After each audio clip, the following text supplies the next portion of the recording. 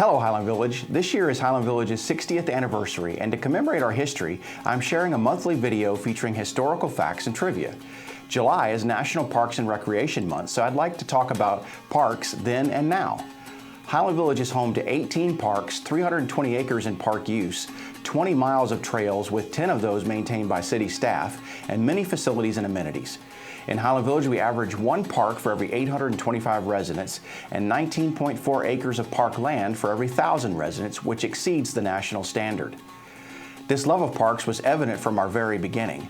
According to our history book, The History and Heritage of Highland Village, the first residents recognized the importance and uniqueness of the woods, open space, and rolling hills found in Highland Village.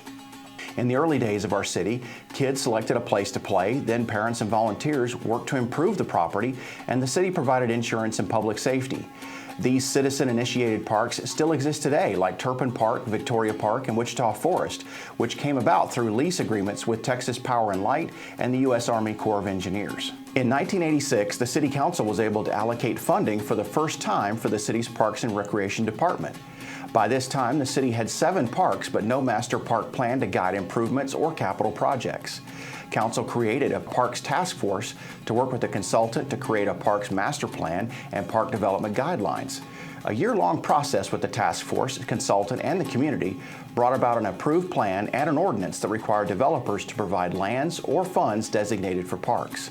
Unity Park has long been our main community park. Originally called Briar Hill Park, Murray Development donated 10 acres, and funds from a Texas Parks and Wildlife matching grant funded the development of the park.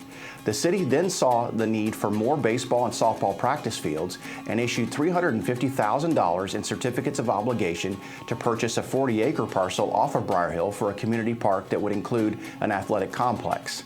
Then, in the early 90s, citizens approached council to seek donations and collaborate with the community to build Kids Castle. At the same time, LISD and the city worked together to develop a new middle school adjacent to the park. What we have today is Unity Park, which continues to evolve as the needs of our community change. I think we can agree with our early residents and leaders that a first-class park system like we have here in Highland Village is worth so much more than its physical assets or its recreational opportunities. It adds a tangible value by driving economic growth and improving the image of our city and ultimately the quality of life here. We have dedicated employees in our Parks Department who work to make our park system a place that draws people to Highland Village and to the outdoors.